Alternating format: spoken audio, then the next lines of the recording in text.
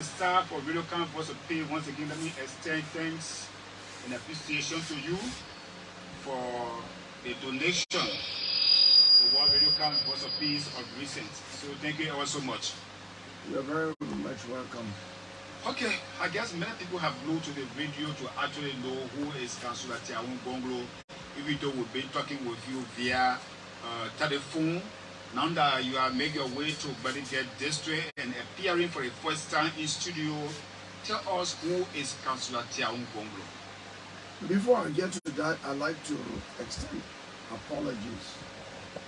One, to the people of Cllr, because they waited for me for 2 days and I didn't show up because of the bar road conditions in other parts of Nimba that I visited before coming here. I also want to extend apology to the elders of Lugwatu. They expected me to be, and I couldn't go there. I want to express serious apology to them, the youth and women of Lugwatu, because they expected me there today. And again, because of my schedule, I couldn't go there this evening. So I hope they accept my apology. During the dry season, when the road is much better, I will go to several other places that I could not go to because of the unfriendly road condition.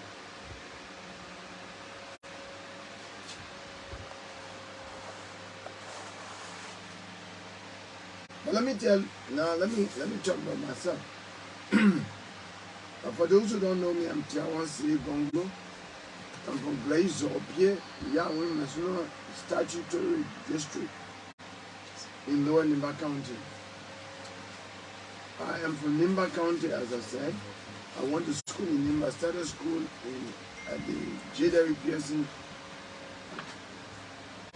Public School, went on to Mela Public School,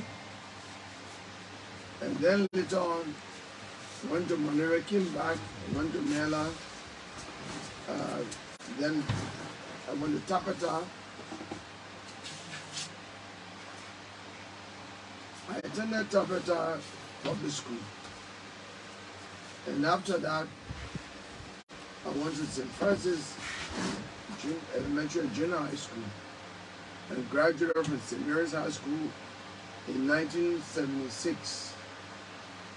Then I went to University of Liberia, where I got a degree in economics. I taught economics at the University of Liberia from 1980 to 1990. I graduated from the law school in 1987 school year. I've been a lawyer for 34 years. I've also taught at the law school. And I've worked in government in few offices over a period of 9 years. For 4 years, I served as executive assistant with Dr. Emma Sawyer. And then for about 5 years, I served as Solicitor General for 3 years, and then as Minister of 3.5 years, and as Minister of Labor for 1.5 years, making it a total period of 5 years. I resigned from government in November 2010. That was during the administration of President Ellen Johnson Sirleaf. Over policy differences, I've never been dismissed from any government job. And so now I'm not teaching. I'm vying for the presidency of Liberia because I was recently elected as standard bearer of the Liberian People's Party. And let's say congratulations for your election. So many Liberians may wonder why you want to become president of this country. I want to become president for 3 basic reasons. To combat corruption, strengthen the rule of law, and expand our economy in order to create jobs and increase our revenue intake. The government will have enough money to protect us and to take care of to provide social services for us. which are the key functions of government. Is corruption a major priority when elected as president? Corruption is a major priority. That's why I have the broom in my hand, and I keep going around with the broom wherever I go. And basically, what does the broom signify? It signifies my intention to sweep corruption from government, to fight corruption. I consider corruption to be a major drag in the government. So I have a 12-point count prescription to combat corruption in Liberia. And I want all Liberians to join me to fight corruption. I use the broom because, you know, the broom that is made from palm leaves is made of several broomsticks. If you hold one, it's easy to break it. But the whole broom is difficult to break if you hold together. Therefore, that symbolizes fighting corruption in union with all Liberians. United, we can defeat corruption. And when we defeat corruption, we have more resources to protect the lives of Liberians and to provide social services. Corruption is very major in Liberian politics. What are some mechanisms will you put in place in order to contain corruption in this country? One of the measures that I have to combat corruption is openness and transparency in the government, especially when it comes to the salary and benefit of the president, ministers, the top officials of the judiciary, the chief justice and justices and judges, the speaker, the president pro tem, the deputy speaker, and members of the House of Representatives. I want to put the value of the asset declaration of the president on the internet and all major newspapers. I will do the same thing for anyone who will be appointed to any position in the government of Liberia. After doing that, because when we do that, everyone will know that I'm displaying the broom.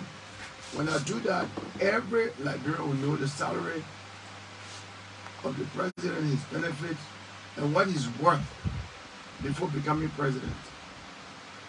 Similar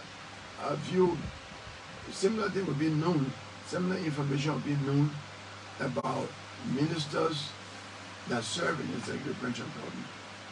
Then I will introduce in the executive branch of government what I call quarterly lifestyle audit, beginning with the office of the president and all who commissioned and appointed by the president of Liberia.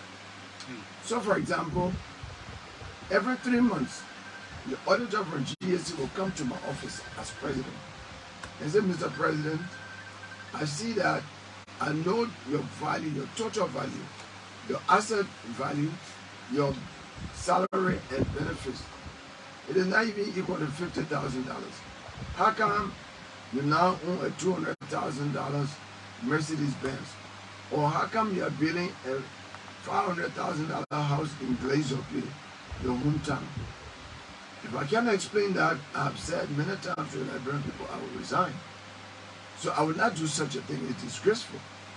So if you're a minister serving in my government, and after 3 months, the auditor will bring a report to me that your expenditure is exceeding your total value. That means your asset, the value of your assets, your salaries and benefits. For example, if they say the minister is building a $300,000 house in Monrovia, Uganda, or anywhere, or in his hometown, for such unexplainable expenditure, for such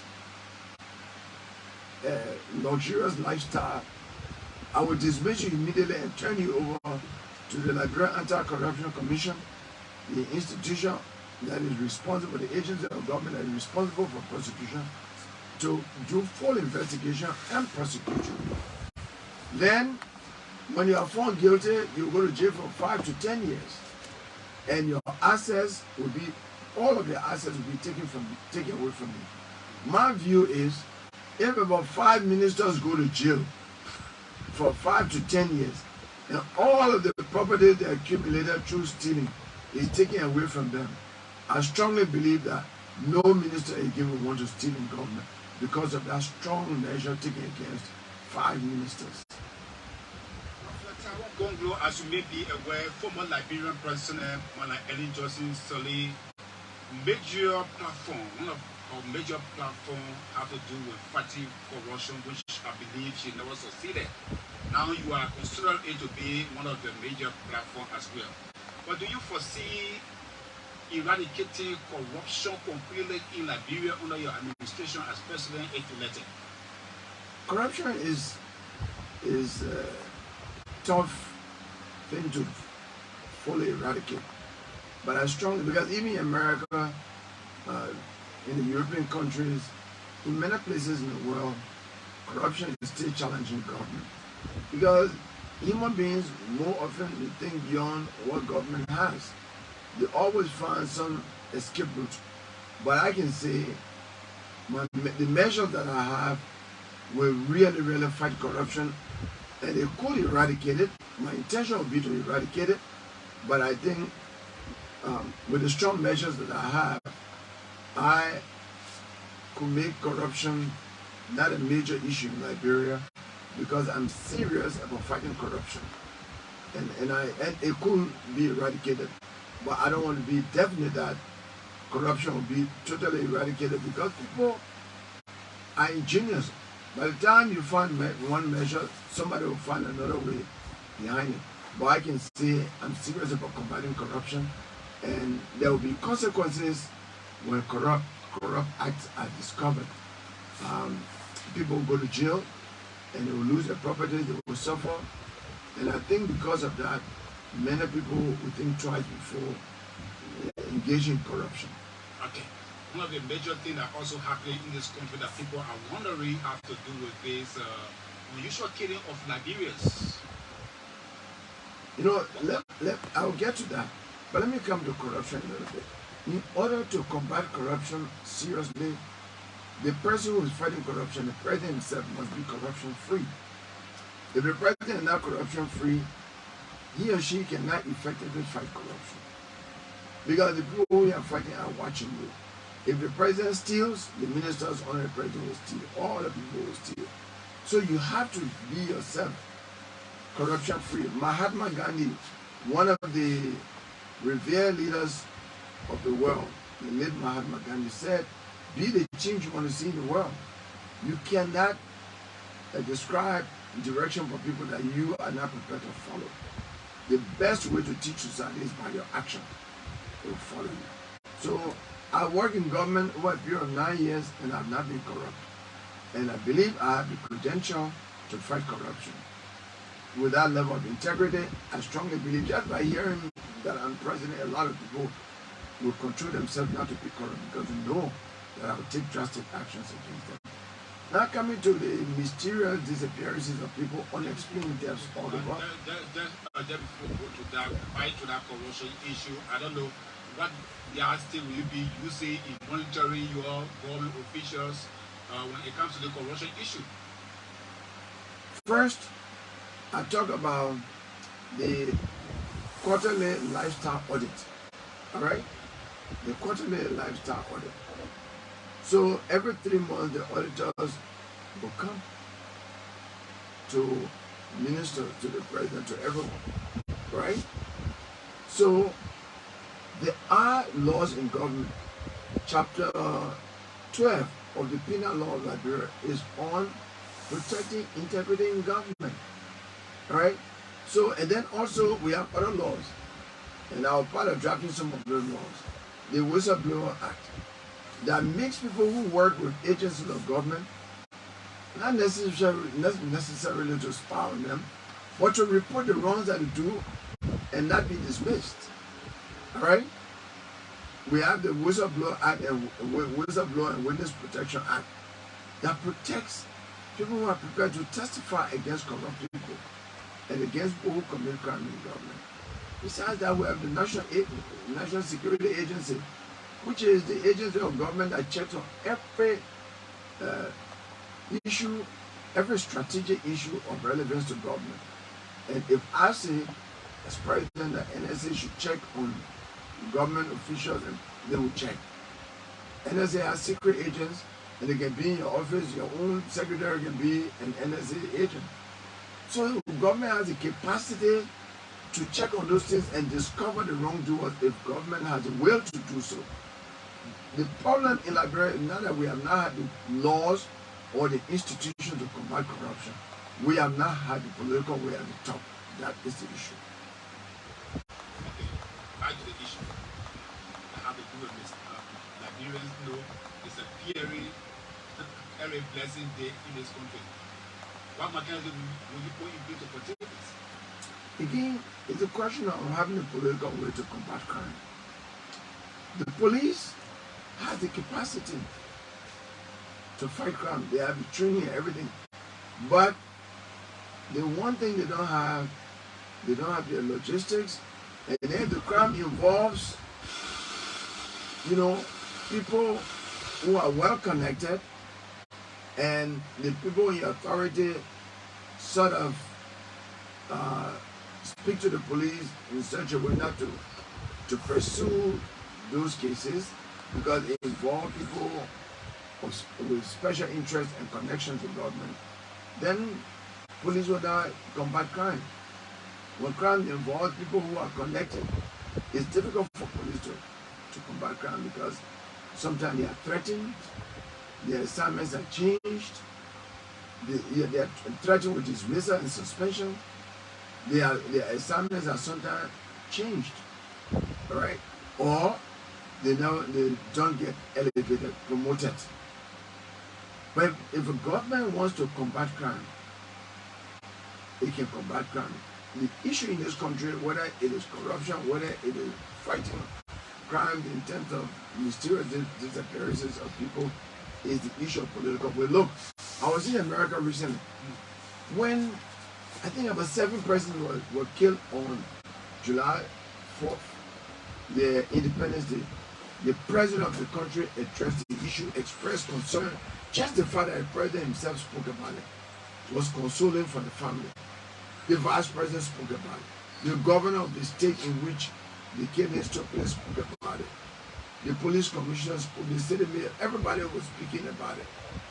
And they kept giving press conferences to the public, telling the public about the stage of the investigation. It then showed to the American people that the government is serious. In Liberia, that level of seriousness has never been shown when people are killed, when people disappear. Government is not even, the police should have a forensic doctor, for example, to investigate unexplained deaths. Police does not have that. The last time I checked, the one police officer who was a forensic expert was retired. I don't know whether they have trained more. Government should commit money into training experts in various areas of investigation. That is how you combat crime. We are not the only country who went through war. Rwanda went through war too, Civil War too. But Rwanda has restored itself in terms of all of the services that government should be providing. And Rwanda is not crime-free, but citizens and visitors to Rwanda feel safer walking in the streets. And because of that, the tourism is way, way up. It's one of the countries in Africa that most tourists want to go to first before going to other places. The economy is expanding because people are not afraid to go to Rwanda to invest because they feel secure in that country.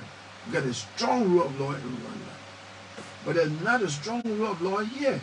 When some people are arrested, people in government, in ministers and other people, they say that my interest. That issue of my interest in Liberia undermines police capacity to be effective in combating crime. Thank you all so much. Now look at the other issue that have to do with the establishment of the war control in Liberia. Why are you supporting the establishment of the war control? Look, let me tell you, in any crime, with weak rule of law, there cannot be economic development because it is a rule of law that establishes the atmosphere for economic development. Where there's a weak rule of law, where people don't feel protected, rule of law in terms of police law enforcement, and the courts being independent to determine the rights of people, the country can go nowhere. And we cannot excuse certain crimes. All crimes and people who are accused of crimes must be held accountable and to account. So why should we as a country excuse some people for committing certain crimes? I think it's important, it's even good for those people not just to live under suspicion. You see, Gbagbo went to the RCC and came back free. Pierre Bamba of DRC was accused. He went and came back free.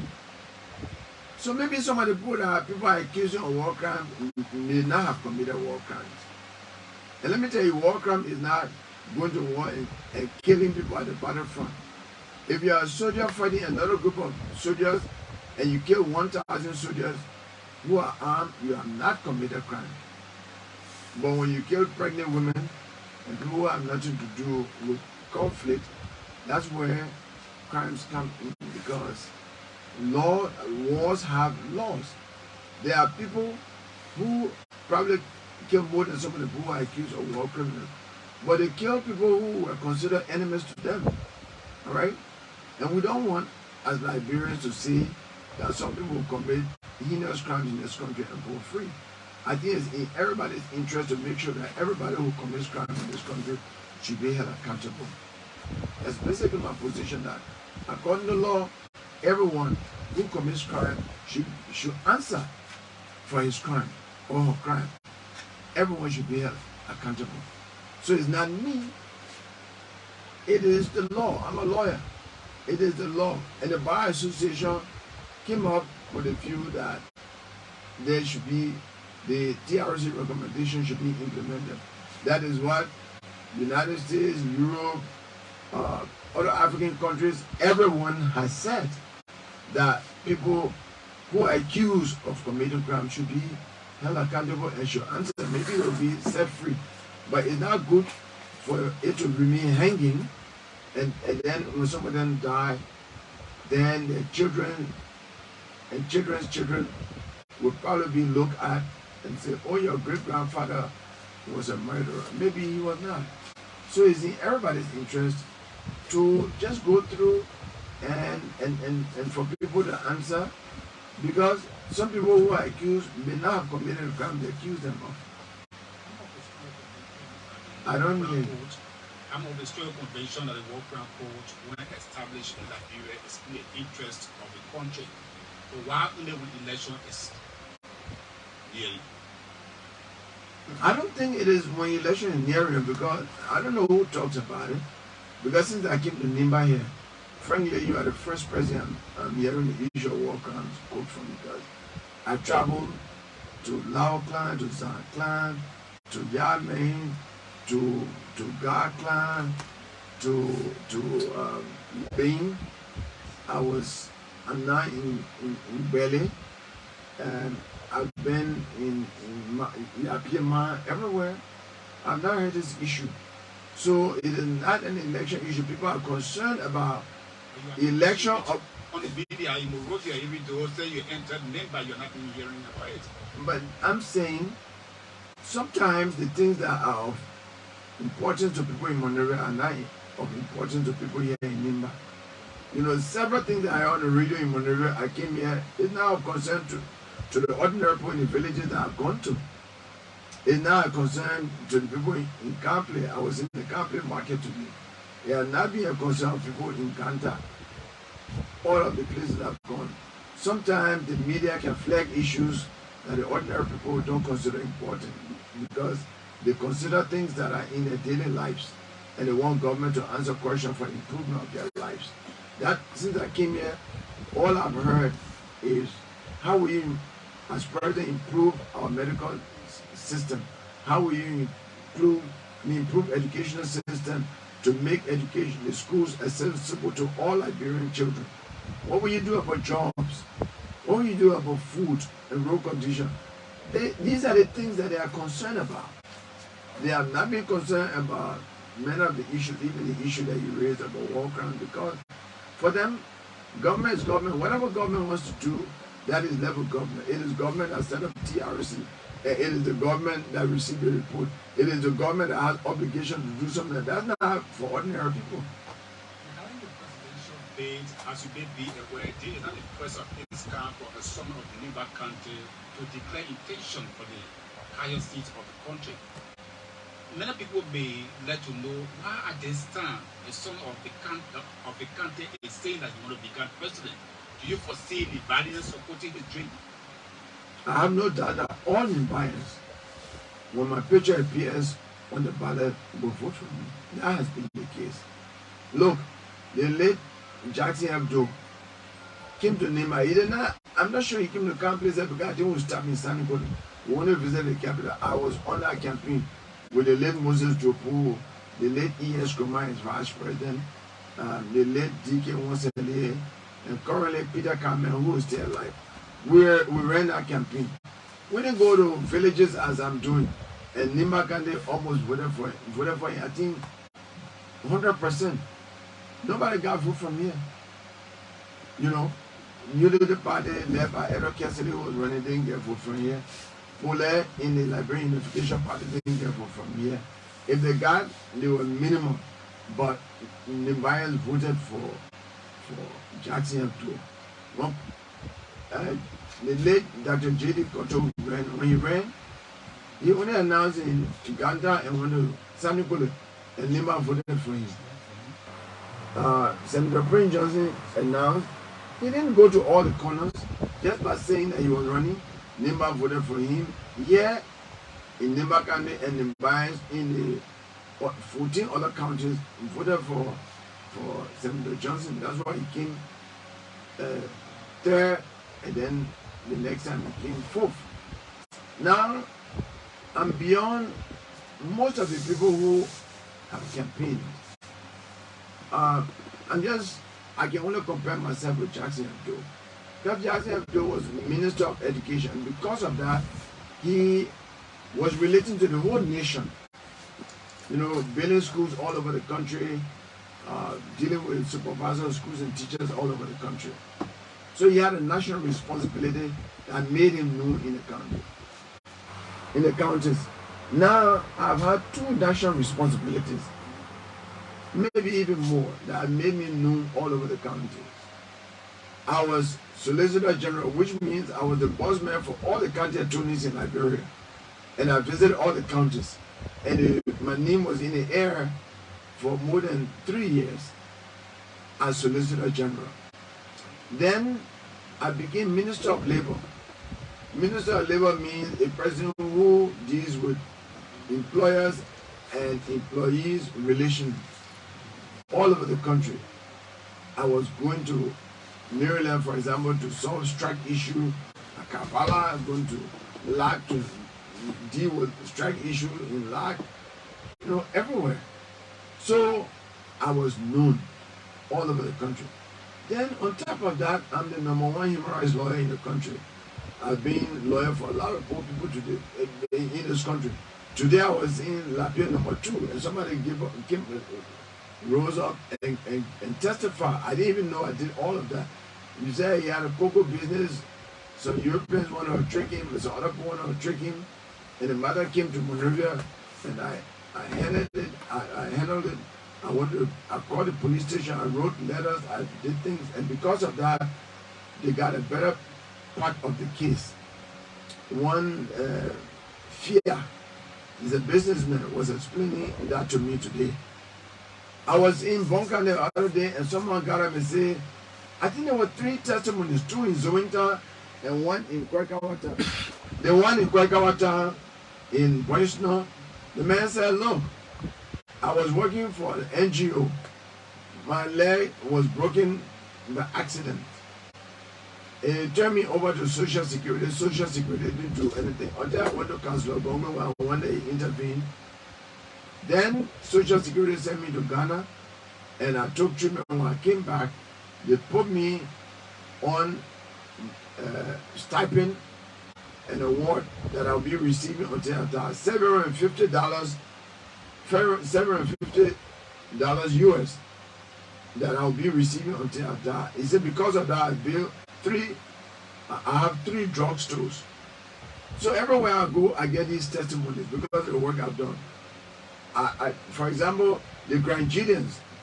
I'm mentioning other people, the Grangidians. I took a case for 18 Grangidians who were accused of mercenarism in Ivory Coast in 2013. And because of my intervention, all of them are out of jail today. They owe their freedom to me, and they didn't pay me. I did it for them. So I've done that all over the country. And people know me everywhere. Some of the people I've done things for, I don't remember when I go to counties and they're telling me it can sound like a fairy tale. But so I've been helping. Then I've been teaching at the university of Liberia.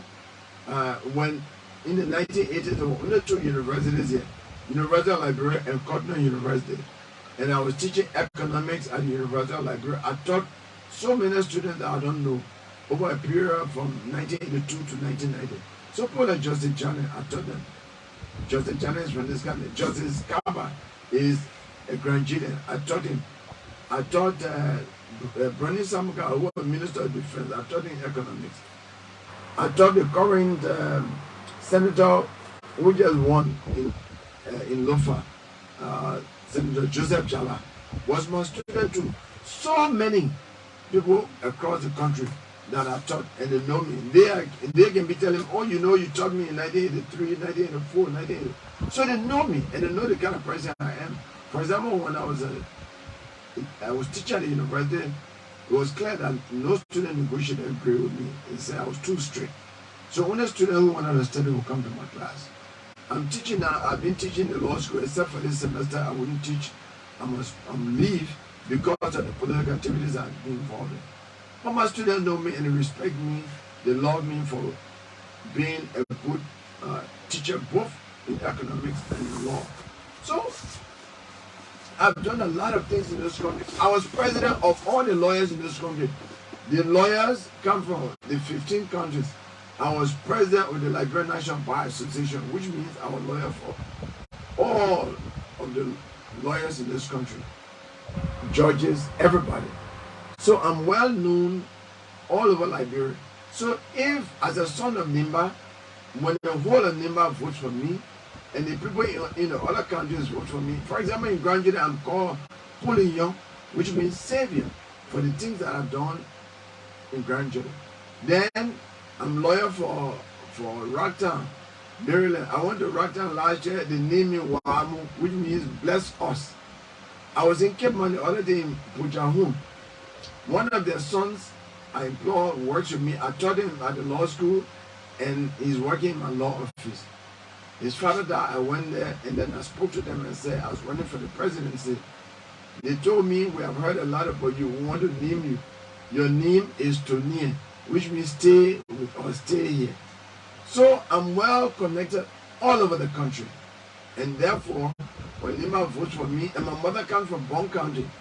My mother comes from Bon County, and when I was elected standard bearer of the Liberian People's Party, the first county I went to was Bon County. I went to the different districts, and the Bon County people unanimously said, we will carry you because nobody from Bon County has been president, and you are a son of our daughter who will carry you.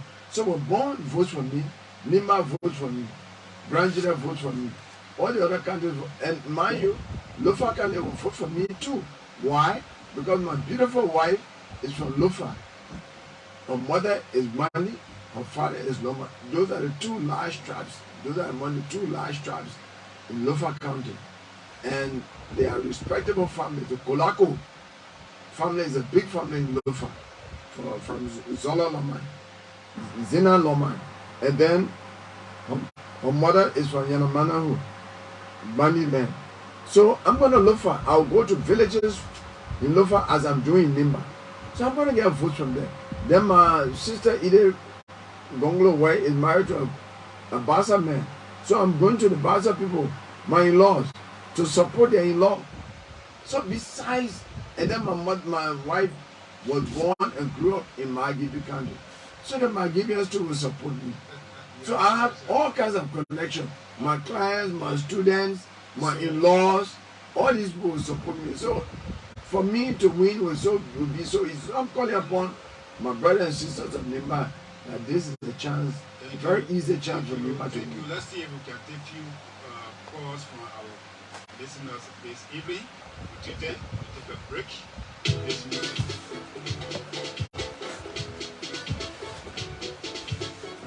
The numbers to call are 0777 1037, 0777 1037, 0555 35 26 39. You can better still call on 0886 45 24 87 or 0777 275 141. You'll be live on Radio Kind Voice of Peace. We are in conversation with Councillor Tiawan Gongloe, presidential candidate for 2023 general and presidential elections. We have the fourth person on the line this evening. Let's get to him. Good evening, caller. What's your name? Where are you coming from? Good evening. Good evening. How are you? I'm fine, sir. What's your name? Where are you coming from? I'm calling from LPP. Okay. What's your name? I'm Cllr. Okay, Mr. Tiawan, welcome. Well, thank you so much. I want to say hello to Honorable Tiawan Gongloe. Tiawan Gongloe is my lawyer. Tiawan Gongloe helped me a lot when my house was taken down.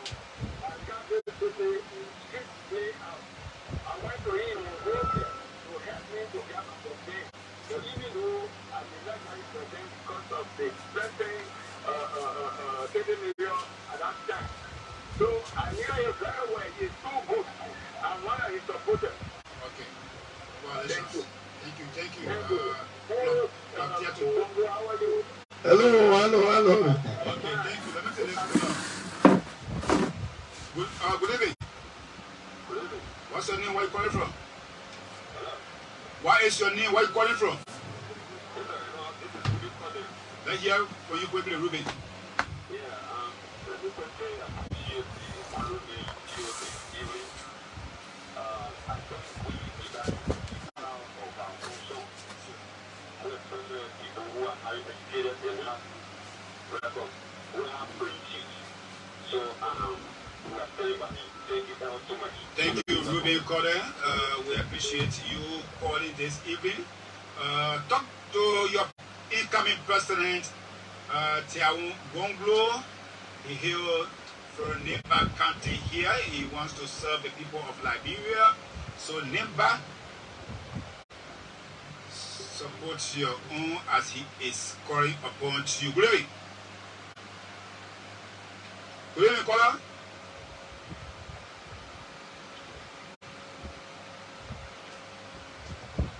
Good evening. Yeah. How you doing, Mr. Yeah, what's your name? Where are you calling from? Let's hear from you quickly, P.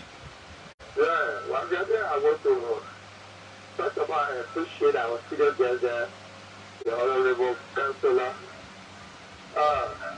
What I want to really, tell for him is that with all of the charisma that he has explained about the goodness and what all he is going through in the life of this country, and then to keep a stand that when Nimba was Nimba at the time that we all were here looking at some of the devices who coming under the back for their position, and he is all, to say that Nimba was not ready and after to confront president. So this is the dream today that he has got it now that Nimba is not ready to have him to be the good material for Nimba country. Okay, thank you for your question. Can I answer that quickly? Yeah, it's quite important. Just down some. It's important. Hello. Good evening. Good evening. Hello. Hello. Yeah, what's your name? Where are you calling from? Say that. You have to change your position. You are coming in broken. Please change your position. Okay, go ahead quickly. Sorry, we're not getting you, so you have to change your position without actually getting you. So 777 the number to call on to this caller. Good evening. What's your name? Where are you calling from?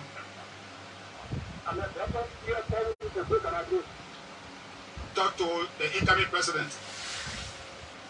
Yeah, thank God you know that is not ready to be president. You lie and lie, you tell me you take your market.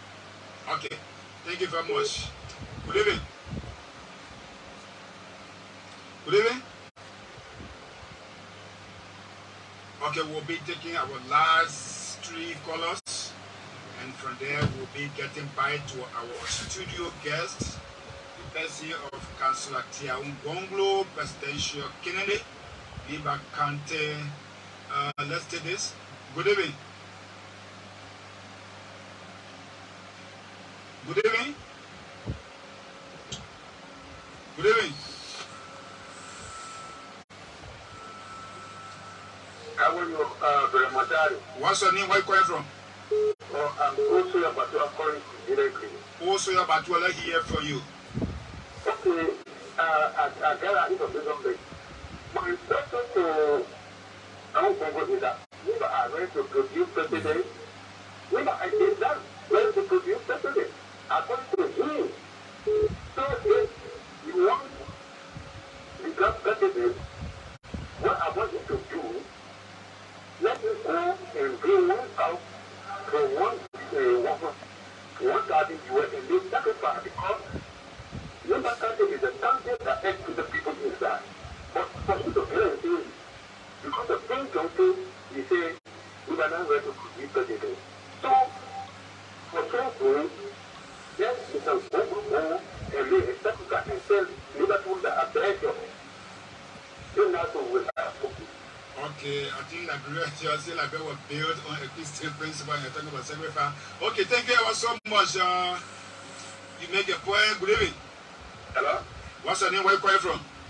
Is my name. I do join from Captain Federal Star Photo. Let's hear from you quickly, Prince. Yeah, thank you, Jim. I want to take this time to appreciate the Councillor Stephen for his move of coming. It's also many things generation which we have to talk about corruption, and corruption is one of the things that take the country apart for today. So, coming to battle to combat the corruption, for me, I'll gain the full support to run it around you. Thank you. Let's take our last callers this evening. Good evening. Good evening. What's your name? Where are you calling from? My name is Mr. James W. Grano. I'm calling from Kampala. Okay, James W. Grano, welcome. Thank you. Let's hear from you quickly. Okay. I'm very thankful to the Lord Almighty and also to the studio guest. I'm one person who is saying that Nimba is ready. The day that people say Nimba is not ready, that day has gone. Now Nimba is ready. I'm 100% in support of the studio guest. We will not continue to say Nimba is not ready and yes, continue to go back. So, Councillor Bongo, you are welcome and I'm one of those who will strongly support you. Thank you, Mr. Grano, James W. Grano, thank you ever so much.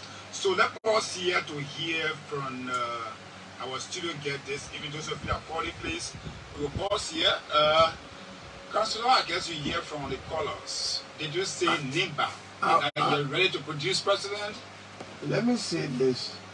That statement is a big lie. It is a big lie, L-I-E. And the reason I say so, and I don't usually speak like that. The statement is untrue, it's a big lie. And that's the second time I've heard it. The third time, 2 times on radio, I think Radio Compa.